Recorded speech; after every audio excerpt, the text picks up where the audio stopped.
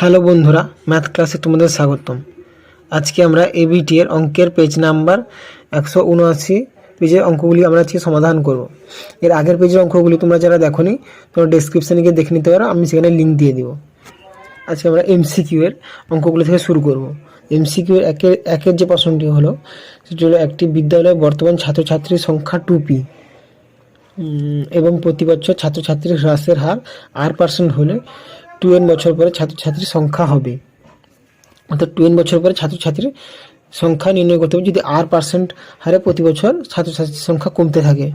তো এখন আমাদের সমাধান করতে হলে প্রথমে লিখতে হবে যে বর্তমান সংখ্যা, অর্থাৎ ছাত্রছাত্রীর বর্তমান সংখ্যা আছে 2p, যেটা তোমাদের প্রশ্নে লেখা আছে যে 2p। তারপরে আছে সময়, অর্থাৎ কত বছর পরে, যে আমাদের প্রশ্নটি জিজ্ঞাসা করছে, অর্থাৎ 2n বছর পরে ছাত্রছাত্রীর সংখ্যা, তাহলে আমাদের সময়টা হবে 2n। প্রশ্নটা আমাদের 2p লেখা আছে, কিন্তু 2p হবে না, এটা 2n হবে, এটা প্রশ্ন ভুল দেওয়া আছে। এরপর হবে, এবার লিখব যে হ্রাসের হার, অর্থাৎ কী হারে ছাত্রছাত্রীর সংখ্যা হ্রাস পাচ্ছে, এটা হচ্ছে r% হারে। তো এখন যদি আমরা লিখি 2p বছর পরে ছাত্রছাত্রীর, 2p না, এটা 2n বছর পরে হবে। এটা লিখব যে 2n বছর পরে ছাত্রছাত্রীর সংখ্যা হবে 2p হোল ব্র্যাকেট দিয়ে 1 - r/100 হোল ব্র্যাকেটে টু দি পাওয়ার যে হচ্ছে n 2n। এটা তোমাদের উত্তর, যেটা হচ্ছে অপশান বি। এরপরে আমরা একের দুয়েরটা করব। তার প্রশ্নটি হলো 2x² - 12x + k = 10 দ্বিঘাত সমীকরণের বীজদ্বয়ের গুণফল 5 হলে k এর মান। অর্থাৎ এই যে সমীকরণ আছে, এর দ্বিঘাত সমীকরণ দুটি বীজ হবে, কারণ x² আছে, এই বীজ দুটি যদি গুণফল দেওয়া আছে আমাদের প্রশ্নে 5, তাহলে এখান থেকে k এর মানটা আমাদের নির্ণয় করতে হবে। তাহলে এটাকে আমরা সমাধান করব। এটাকে সমাধান করতে হলে আমাদের প্রথমে লিখতে হবে যে প্রশ্নে যে সমীকরণটা দেওয়া আছে, অর্থাৎ দ্বিঘাত সমীকরণ দেওয়া আছে, দ্বিঘাত সমীকরণকে আমাদের সমাধান করতে হবে। তো এটা সমাধান করবো। এখন লিখব যে 2x² - 12x plus whole bracket দিয়ে প্রথমে লিখব যে k - 10, এই যে 10টা আছে এটা এ পাশে নিয়ে নিব, আর এই পাশটাকে 0 করে দিব, অর্থাৎ ডান পাশটাকে 0 করে বাম পাশে আমরা 10কে নিয়ে নিব। তো বাম পাশে 10 গেলে -10 আকারে যাবে, এটা ব্র্যাকেট দিয়ে লিখে দিয়েছি, এই জায়গাটা পাশে 0 দিয়ে দিয়েছি। এর পরের লাইনে লিখব যে বীজদ্বয়ের গুণফল, যেটা হচ্ছে আমরা প্রকাশ করি c/a দিয়ে। এখন হচ্ছে এটা হচ্ছে c আর এটা হচ্ছে a, অর্থাৎ x² এর সহগটা হচ্ছে a আর এই পাশটা হচ্ছে c। এখন c/a = 5, কারণ তুমি দেখছো বীজদ্বয়ের গুণফল হচ্ছে 5। এখন এটা যে লিখবো, c এর মানটা লিখেছি k - 10 আর এর মানটা তোমাদের হচ্ছে 2, লিখেছি k - 10/2 = 5। তোমাদের শর্তে এটা দেওয়া ছিল, এখান থেকে আমরা k এর মানটা নির্ণয় করে নিব। এখানে এই 2টা 5 এর সঙ্গে গুণ করলে হবে 10, আর এ পাশে ছিল যে k - 10, এই 10 এ পাশে গেলে প্লাস আকারে চলে আসবে, আর +10 আর +10 হিসাবে +20। তো লিখবো যে k = 20, তখন k মান হচ্ছে 20, যেটা তোমাদের অপশান হবে এ। এরপরে আমরা 3-এর দাগেটা সমাধান করব। তো 1-3 যে প্রশ্নটি আছে সেটি PQ ও PS দুটি সমান্তরাল জ্যা এর প্রত্যেকটির দৈর্ঘ্য 8 সেন্টিমিটার, বৃত্তের ব্যাস 10 সেন্টিমিটার হলে জ্যা দুটির মধ্যবর্তী দূরত্ব। এটা এর ক্ষেত্রে আমাদের একটা প্রথমে বৃত্ত আঁকতে হবে। তো বৃত্ত আঁকার আগে আমরা একটা কাজ করে নিতে হবে, যে তোমাদের দেওয়া আছে বৃত্তের ব্যাসটা হচ্ছে তোমাদের যে 10 সেন্টিমিটার। তো লিখেছি বৃত্তের ব্যাস যদি 10 সেন্টিমিটার হয়, তাহলে ব্যাসার্ধ হবে তার অর্ধেক, অর্থাৎ 5 সেন্টিমিটার। এটা প্রথমে লিখে নিতে হয়েছে। এবার আমরা বৃত্ত এঁকে নিয়েছি। এই বৃত্তর এইটা অর্থাৎ PQ এবং PQ আর PS দুটো জ্যা, এই দুটো জ্যা লিখেছি, ছবি দিয়ে দিয়েছি। তোমাদের এইটা হচ্ছে ব্যাস, বৃত্তের ব্যাস। তো এটা যদি ব্যাস হয়, তার এই বিন্দু, এটা হচ্ছে মূল বিন্দু, কেন্দ্রবিন্দু, এই কেন্দ্রবিন্দু থেকে পরিধির দিকে যে কোনো রেখাই তোমাদের হবে তাহলে ব্যাসার্ধ, যে কোনো, এটা এই যে বাহুগুলি হচ্ছে ব্যাসার্ধ। তাহলে এটা হচ্ছে তোমাদের যে এটাও একটা যে, এখানে আমরা একটা চিত্রকে বুঝে নিতে হবে। তো এই কেন্দ্র থেকে এইটার দূরত্ব আর এইখান থেকে এইটার দূরত্ব যদি আমরা বের করে নিই, অর্থাৎ ও থেকে এর দূরত্ব আর ও থেকে বি এর দূরত্ব যদি আমরা যোগ করে দুটোকে যোগ করে দিই, তাহলে আমরা সেখানে এই দুটো জ্যার মধ্যবর্তী দূরত্ব আমরা নির্ণয় করতে পারবো। তো এক্ষেত্রে একটা প্রথমে সমকোণী ত্রিভুজ একটা এঁকে নিয়েছি, যাতে আমাদের এই যে ও এ আর ও বির মানটা বের করতে সুবিধা হয়। তো এখানে বের করার ক্ষেত্রে আমরা প্রথমে লিখবো যে PQ, এই যে তোমাদের পি আর এই যে কিউ, পি না, এই পি আর এই কিউ, এই যে জ্যা, আর এই যে হচ্ছে PS, এটা হচ্ছে তোমাদের 8 সেমি দেওয়া আছে প্রশ্নে। আর আছে BQ, এই যে বি আর কিউ, আর AS, এই যে AS, এটা হচ্ছে 4 সেন্টিমিটার, কারণ এটা টোটালটা ছিল 8 সেন্টিমিটার, 8 সেন্টিমিটার অর্ধেক হলে তোমাদের হবে 4 সেন্টিমিটার, এটা হচ্ছে 4 সেন্টিমিটার। এখন আমরা যদি নির্ণয় করি ও এ, এই যে ও এ এটা হচ্ছে তোমাদের এটা ও অর্থাৎ ও থেকে এর মধ্যে দূরত্ব এটা নির্ণয় করতে হয়। এটা যদি একটা সমকোণী তাহলে ত্রিভুজ আকারে চলে আসছে। এটা আমরা জানি তো 5 সেন্টিমিটার, কারণ প্রথমে লিখেছি এটা ব্যাসার্ধ 5 সেন্টিমিটার, আর এটা জানি 4 সেন্টিমিটার, কারণ এটা টোটালটা 8, 8-এর অর্ধেক করলে হবে 4। তখন এটা আমরা সমকোণী ত্রিভুজের নিয়ম অনুসারে বের করবো, কারণ এই কোণটা তোমাদের 90 ডিগ্রি হচ্ছে, আর এটা হচ্ছে অতিভুজ, অতিভুজটাই হচ্ছে তোমাদের ব্যাসার্ধ। তো আমরা ও এ যদি নির্ণয় করতে চাই তাহলে হবে √5 স্কোয়ার মাইনাস 4 স্কোয়ার। এই যে কারণ তোমাদের ব্যাসার্ধটা ছিল 5, আর এই যে জে এর অর্ধেক হচ্ছে 4, হচ্ছে 5 স্কোয়ার প্লাস মাইনাস 4 স্কোয়ার। ওইটা হচ্ছে তোমাদের এটা লম্বটা বের করাচ্ছি। তো এটা যদি করি তাহলে 5 স্কোয়ারে 25 থেকে যদি আমাদের 16 বাদ যায় তাহলে হচ্ছে √9 অর্থাৎ 3 হবে তোমাদের উত্তর। তো যদি ও 3 হয় তাহলে একই রকমভাবে ও বিও আমাদের 3 বের হবে। তাহলে ও বিও 3 প্লাস 3 করলে আমাদের হবে 6, যেটা তোমাদের নির্ণয় করতে বলেছিল যে দুটো জায়গার মধ্যবর্তী দূরত্ব, সেটা হবে তোমাদের 6 সেন্টিমিটার, 6 সেমি। এরপর তোমাদের 1-4 প্রশ্নটি হলো একটি ঘনকের পার্শ্বতলের ক্ষেত্রফল 144 বর্গমিটার, ঘনকটির আয়তন। এখন যদি তো ঘনকের পার্শ্বতলের ক্ষেত্রফল দেওয়া আছে 144 বর্গমিটার, আর তাহলে ওই ঘনকের আয়তন তোমাদের নির্ণয় করতে হবে। তখন লিখবো যে শর্তানুসারে ঘনকের ক্ষেত্রফলের পার্শ্বতলের ক্ষেত্রফল সূত্র রয়েছে 4a স্কোয়ার। আর যদি তোমাদের 4a স্কোয়ার মানতে যাচ্ছে 144, কারণ লেখা আছে যে ক্ষেত্রফলের পার্শ্বতলের ক্ষেত্র হচ্ছে 144 বর্গমিটার, তখন লিখেছি 4a স্কোয়ার ইজিক্যাল টু 144, কারণ 4a স্কোয়ারটা হচ্ছে তোমাদের পার্শ্বতলের ক্ষেত্রফলের সূত্র। তাহলে আমরা এ স্কোয়ার যদি মান বের করতে চাই তাহলে হবে 144কে যদি 4 দিয়ে ভাগ দিই তাহলে হবে 36, আর এখান থেকে যদি আমরা এর মানটা নির্ণয় করতে চাই তাহলে এ হবে 6। যদি এর মানটা আমাদের 6 পাই তাহলে ঘনকের আয়তনের সূত্র হচ্ছে এ কিউব, অর্থাৎ এটা হচ্ছে বাহু যেখানে আর কি। তো যদি এ কিউব করে দিই তাহলে আমাদের 6 কিউব করতে হবে, তো 6-এর কিউব করলে হবে 216 ঘনমিটার, যেটা তোমাদের অপশন হবে সি। এরপর আমরা 1-5 সমাধান করব। তো 1-5 প্রশ্ন হচ্ছে tan alpha plus cot alpha equal to 2 হলে tan to the power 25 alpha plus cot to the power 25 alpha এর মান নির্ণয় করত। এখন যদি আমরা এটা সমাধান করি তাহলে প্রথমে লিখব যে tan alpha plus cot alpha equal to 2, যেটা আমাদের প্রশ্ন দেওয়া আছে। এখানে এইটা যে শর্তটা দেওয়া আছে এটা তখনই সম্ভব যখন আলফা মান tan আলফা এবং cot আলফার মান 1 হয়ে যাবে, কারণ 1 যোগ করলে হবে 2, আর tan আলফার মান তখনই 1 হবে যখন আলফা ইজিক্যাল টু, অর্থাৎ এই যে আলফা কোণটা আছে, আলফা কোণটা মান এটা তোমাদের যখন 45 ডিগ্রি হয়ে যাবে, কারণ tan 45-এর মানই 1 এবং cot 45 মানও 1। তো এখন আমরা লিখবো যে আলফা ইজিক্যাল টু 45 ডিগ্রি, আলফার মান 45 হলে এই সমীকরণ আছে এটা সিদ্ধ হবে। তখন আলফার মান যদি আমাদের 45 হয় তাহলে আমরা লিখতে পারি যে tan 45 plus cot 45 equal to 2, যেটা তোমাদের প্রমাণ করে আমি দেখাচ্ছি। tan 45-এর মান যদি আমরা 1 বসাই আর cot 45 মান যদি 1 বসাই, 1 প্লাস 1 করলে 2 ইজিক্যাল টু 2 হবে, অর্থাৎ এটা সমীকরণ সিদ্ধ হচ্ছে যখন আমরা tan যে আলফার মান আমরা 45 বসাচ্ছি। তাহলে আমরা এখন বসাতে পারি tan আলফার, এখানে যে এই শর্তেটা আছে প্রশ্ন আছে এখানে আমরা আলফার মানও 45 বসিয়ে দিব। তো এখন লিখব tan to the power 25 plus cot to the power 25 alpha. তো এই আলফার মান আমরা যদি 45 বসাই তাহলে এখানেও একই রকমভাবে tan 45-এর মান 1 হবে, তাহলে লিখব যে 1 টু দি পাওয়ার 25, আর এক্ষেত্রে cot-এর মানও বসাবো 1 টু দি পাওয়ার 25। তো 1 টু দি পাওয়ার 25 অর্থাৎ 25 হচ্ছে, তার মানও 1 হবে আর এর মানও 1 হবে, তো 1 যোগ করলে হবে 2, অপশন হবে তোমাদের সি। এরপরে আমরা 1-6 দাগটা সমাধান করব।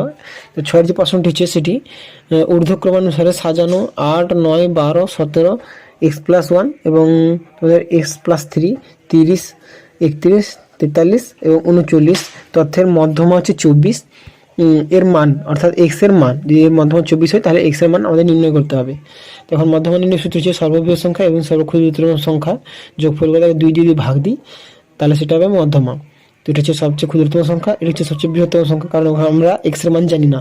এক্স এর মান যে কোনো বসালে এটা সবচেয়ে কম হবে এবং এটা সবচেয়ে বেশি হবে। তো এটা আমরা যোগ করে দিয়েছি দুটো, বাই 2 লিখেছি ইজিক্যাল টু 24, কারণ তোমাদের শর্তে হচ্ছে মধ্যমা আছে 24। তবে এই দুটো আর এটা যোগ করলে হবে 2x + 4, কারণ এই এক্স যোগ করলে হবে 2x, আর 3 + 1 করলে হবে 4, বাই 2 লিখেছি ইজিক্যাল টু লিখেছি 24, 24। এখন আমরা এই 2 আর 24 গুণ করে দিই তাহলে হবে 48। তো এখন লিখেছি 2x + 4 = 48। তো এই 2x = লিখব 44, এই 4টায় পাশে গেলে মাইনাস আকারে চলে আসবে। তো এখান থেকে বাদ গেলে আমরা পাবো 44। তখন পাবো x = 22, যেটা তোমাদের অপশন হবে বি, কারণ 44/2 = হবে 22। এবার আমরা 2 এর দাগের প্রশ্নগুলো সমাধান করব। 2 দাগের প্রশ্ন হচ্ছে শূন্যস্থান পূর্ণাঙ্ক। তো 2 এর 1 প্রশ্ন যে সুদীপ্তা 5,000 টাকা 8 মাসের জন্য এবং বিনা 7,000 টাকা 5 মাসের জন্য একটি ব্যবসায় নিয়োগ করে, তাদের লাভাংশের অনুপাত। অর্থাৎ সুদীপ্তা এবং বিনা দুজনেই টাকা নিয়োগ করেছে 5,000 টাকা 8 মাসের জন্য এবং 7,000 টাকা 5 মাসের জন্য। তো এদের লাভের যে অনুপাত হবে সেটা নির্ণয় করতে হবে। তো এখন আমরা লিখব যে অতএব লাভ্যাংশের অনুপাত, সুদীপ্তার লাভ্যাংশ এবং রিমার লাভ্যাংশ। অর্থাৎ সুদীপ্তর টাকা 5,000 টাকা আমাদের 8 মাসের জন্য কাজ খেটেছে, অর্থাৎ তো এখন লিখব যে 5,000 × 8, আর বিনার টাকা 7,000 টাকা 5 মাসের জন্য খেটেছে। তখন লিখব যে 7,000 × 5। তো এটা যদি আমরা কাটাকাটি করি, অর্থাৎ এই 3টা শূন্য আর এই পাশে 3টা শূন্য কাটা যাবে, আর এই 5 কাটা যাবে। এখন বাকি থাকবে যে 8:7। তো এইটা তোমাদের উত্তর হবে 8:7। এদের লাভাংশ 8:7 অনুপাতে ভাগ করা হবে। এবারে 2 নম্বর প্রশ্ন নিচ্ছে, সেটি একটি বৃত্তস্থ ট্রাপিজিয়ামের একটি ড্যাশ চিত্র। তো বৃত্তস্থ ট্রাপিজিয়াম একটি সমতলিক চিত্র এটা হবে। এরপরে আমরা 3 দাগটা সমাধান করবো। 2 এর 3। 3 প্রশ্ন হচ্ছে একটি নিরেট গোলক 2 গুণ বক্রতলের ক্ষেত্রফল এবং 6 গুণ আয়তনের সংখ্যা মান সমান হলে গোলকটির ব্যাসার্ধের দৈর্ঘ্য ড্যাশ একক। তো এখন প্রশ্নে এই যে দেওয়া আছে একটি নিরেট গোলকের 2 গুণ বক্রতলের ক্ষেত্রফল, অর্থাৎ বক্রতলের ক্ষেত্রফলের সঙ্গে 2 গুণ করবো এবং এর গুণ আয়তনের সঙ্গে 6 গুণ করলে আমাদের দুটো সমান হবে। তখন এটা করে দেখবো যে বর্তমান গোলকের ক্ষেত্রফল 2 গুণ করার পরে হচ্ছে ক্ষেত্রফল নির্ণয় করব। তো ক্ষেত্রফল হচ্ছে 4πr², এর সঙ্গে আমরা 2 গুণ করবো, কারণ আমাদের প্রশ্নে দেওয়া আছে যে 2 গুণ ক্ষেত্রফলের সঙ্গে হচ্ছে 2 × 4πr² লিখেছি। আর বর্তমান গোলকের আয়তন হচ্ছে গোলকের আয়তনের সঙ্গে 6 গুণ করবো, কারণ প্রশ্নে দেওয়া হচ্ছে 6 গুণ আয়তনের সঙ্গে। তখন লিখেছি 6 × 4√3πr³, কারণ 4√3πr³ হচ্ছে গোলকের আয়তন সূত্র। এর সঙ্গে আমরা প্রশ্নে দেওয়া হচ্ছে 6 গুণ করতে, তাই লিখেছি 6 গুণ। তখন লিখেছি শর্তানুসারে যে 2 × 4πr² আর 6 × 4√3πr³ এটা হচ্ছে সমান। তো দুটো সমান দিয়ে দিয়েছি। তো এখানে কাটাকাটি করলে অর্থাৎ এই যে পাই কাটা যাবে, এই r² সঙ্গে এই r³ দুটো আর কাটা যাবে, আর এই যে 3 2 6, এই 2 আর এই 2 কাটা যাবে। এখন তোমাদের বাকি থাকবে অর্থাৎ এবং এই 4 কাটা যাবে। তো এখন বাকি থাকবে r = 1, অর্থাৎ r এর মান 1 হবে, হচ্ছে 1 একক। এরপর আমরা 2 এর IV অর্থাৎ 2 এর 4-এরটা করব। তো 2 এর 4-এর প্রশ্ন হচ্ছে s = r থিটা সম্পর্কে থিটা এর মান ড্যাশ পদ্ধতিতে পরিমাপ করা হয়। এটা হবে বৃত্তীয় পদ্ধতিতে থিটার মান নির্ণয় করা হয়। এরপর 2 এর 5 যে প্রশ্নটি আছে সেটি হলো মধ্যগামিতার মাপক হিসেবে ড্যাশ ব্যবহার করা হয়। মধ্যগামিতার মাপক হিসেবে আমাদের মধ্যমা নির্ণয় করা হয়, মধ্যমা ব্যবহার করা হয় আর কি। আর হচ্ছে লাস্ট প্রশ্ন যে 2 এর 6 হচ্ছে a varies as b varies as 1/c এবং c ভ্যারিজেস d হলে তবে a এবং d এর মধ্যে ভেদ সম্পর্ক হবে, অর্থাৎ a এবং d এর মধ্যে সম্পর্কটা তোমাদের নির্ণয় করতে হবে। এক্ষেত্রে আমাদের লিখব যে প্রথম যেটা দেওয়া আছে a ভ্যারিজেস যদি b হয় তাহলে লিখব পরের লাইনে a ভ্যারিজেস 1/c, কারণ b এর মানটা আমাদের এখানে দেওয়া আছে যে 1/c, এই b বদলে আমরা 1/c বসাবো 1/c। আর এই যে 1/c এর ক্ষেত্রে আমাদের এই c এর মানটা আবার দেওয়া আছে d, তো এই ক্ষেত্রে আমরা এই c জায়গায় বসাবো d। তো এখন পাবো a ভ্যারিজেস 1/d, এটা হচ্ছে a এবং d এর মধ্যে সম্পর্ক। তো এটাকে এভাবে বলা যায় যে a এবং d এর মধ্যে ব্যস্তানুপাতের সম্পর্ক আছে, কারণ ভ্যারিজেস দিয়ে 1/d আছে, অর্থাৎ এটা ব্যস্ত, এর সঙ্গে d ব্যস্ত সম্পর্কে আছে। এরপর আমরা 3 এর 1-এরটা সমাধান করবো। তো হচ্ছে সত্য মিথ্যা অঙ্ক আর কি 3 এর দাগেগুলো। 3 এর 1-এর যে প্রশ্ন আছে সেটি হলো 6.14% হার সুদে 730 টাকার একদিনের সুদ হবে 125 টাকা, অর্থাৎ এই যে তোমাদের দেওয়া আছে এখানে সুদ কি 125 টাকা হবে কিনা নির্ণয় করতে হবে। তো এখন লিখবো যে r = 6.14, আর হচ্ছে সুদের হার যেটা হচ্ছে 6.14, 6.14কে ভাঙলে আমাদের হবে 25/4%। আর পি হচ্ছে যেটা আসল সেটা হচ্ছে 730 টাকা, আর টি অর্থাৎ টাইমটা হচ্ছে 1 দিন। তো একদিনকে আমরা এটাকে বছর হিসেবে লিখতে হবে, তাই লিখবো 1/365, কারণ 365 দিনে 1 বছর। তো এখন তোমাদের সুদটা নির্ণয় করতে হবে আইটা। তো এখন আই ইজিক্যাল টু লিখবো যে PTR/100। তো এখন পির মান বসাবো 730, টির মান বসাবো 1 এবং আর এর মান বসাবো টির মান হচ্ছে 1/25, 1/365। তো লিখেছি যে 1/365, এখানে উপরে 1 আর নিচে 365। আর এর মানটা হচ্ছে 25/4, তো লিখেছি 25, নিচে লিখেছি 4। তো এই 25 থেকে আমাদের যদি 4 কাটে তাহলে হবে 25কে যদি 100 দিয়ে কাটে তাহলে হবে 4। আর এটা দিয়ে আমরা 730 ডিভাইডেড বাই 365 ইন্টু 4 ইন্টু 4 যদি করি তাহলে এখানে পাবো আমরা 0.125 টাকা। কিন্তু আমাদের প্রশ্ন দেওয়া হচ্ছে শুধু 125 টাকা হবে, তাহলে এটা মিথ্যা, এটা হবে না। মানে উত্তরটা হবে 0.125 টাকা। এটা তোমাদের সুদ হবে একদিনের। এরপরে তোমরা দেখো 3-2 প্রশ্নটি। 3-2 প্রশ্নটি আছে 4x² - 4x + 1 = 0 দ্বিঘাত সমীকরণের বীজদ্বয় বাস্তব এবং অসমান। এই যে সমীকরণ দেওয়া আছে এর বীজদ্বয় বাস্তব এবং অসমান কিনা আমাদের নির্ণয় করতে হবে। তো এখন লিখবো যে 4x² - 4x + 1 = 0 এই দ্বিঘাত সমীকরণটিকে আমরা সমাধান করব। সমাধান করে পাচ্ছি 4x² মাইনাস এই 4টাকে আমরা 2 + 2 হিসেবে ভাঙবো। তো 2 + 2x লিখেছি ব্র্যাকেট দিয়ে বাইরে, +1 = 0। এরপরে লাইনে লিখবো যে 4x² - 2 সঙ্গে x গুণ করলে হবে 2x আর মাইনাস প্লাসে হবে মাইনাস 2 সঙ্গে x গুণ করলে আবার 2x +1 = 0। এইখান থেকে আমরা 2x এইটা অর্থাৎ 4x² - 2x থেকে আমরা যদি 2x কমন নিই তাহলে বাকিটা থাকছে যে 2x - 1। আর এই -2x + 1 থেকে যদি আমরা -1 কমন নিই তো বাকিটা থাকছে এখন 2x - 1। তো এই 2x - 1 আর এই 2x - একই আসছে, তো এই 2x - 1 = 0 লিখবে একবার। যেখান থেকে পাচ্ছি x = হাফ, আর এই 2x - 1টাকে আমরা এক পাশে লিখেছি 2x - 1 = 0। যেখান থেকে পাচ্ছি যে x = হাফ, অর্থাৎ x এর মান দুবারে হাফ বেরোচ্ছে। তখন প্রশ্ন বলেছিল যে দ্বিঘাত সমীকরণের বাস্তব বীজদ্বয় বাস্তব, অর্থাৎ হ্যাঁ এটা বীজদ্বয় বাস্তব এবং অসমান, কিন্তু অসমান নয়, এটা সমান, দুটোই হাফ বেরিয়েছে। তো এখানে সম্পর্কটা মিথ্যা হবে, কারণ এটা বলছে বাস্তব এবং অসমান হবে, কিন্তু বাস্তব হয়েছে কিন্তু অসমান নয়, সমান হয়েছে, তো এই সম্পর্কটা আমাদের মিথ্যা হবে। এরপর আমরা 3-3 প্রশ্নটাই দেখো। 3-3 প্রশ্ন আছে সমবাহু ত্রিভুজের পরিকেন্দ্র এবং অন্তঃকেন্দ্রে একটি একই বিন্দু। অর্থাৎ এই যে একটা সমবাহু ত্রিভুজ এঁকেছি, এর ভিতরে যদি একটা ত্রিভুজ আঁকা হয় এবং এর যদি বাইরে একটা ত্রিভুজ আঁকি তাহলে এই দুটো ত্রিভুজের ক্ষেত্রে বিন্দু কিন্তু এই ত্রিভুজের কেন্দ্রেই থাকবে, যেটা তোমাদের প্রশ্ন বলেছে। অর্থাৎ এই সম্পর্কটা সত্য হবে, কারণ বাইরেও ত্রিভুজ আঁকলে এবং বাইরেও বৃত্ত আঁকলে ত্রিভুজের এবং ত্রিভুজের ভিতরেও যদি বৃত্ত আঁকি তো এই দুটো বৃত্তের ক্ষেত্রেই কিন্তু কেন্দ্র এই ত্রিভুজের কেন্দ্রেই থাকবে, অর্থাৎ দুটোই একই কেন্দ্রে হবে, তো এই সম্পর্কটা সত্য হবে। এরপরে তোমরা 3-4টা দেখো। 3-4 প্রশ্ন আছে sin 12 ডিগ্রি, cos 18 ডিগ্রি এবং sec 78 ডিগ্রি, cosec 72 ডিগ্রির মান 0।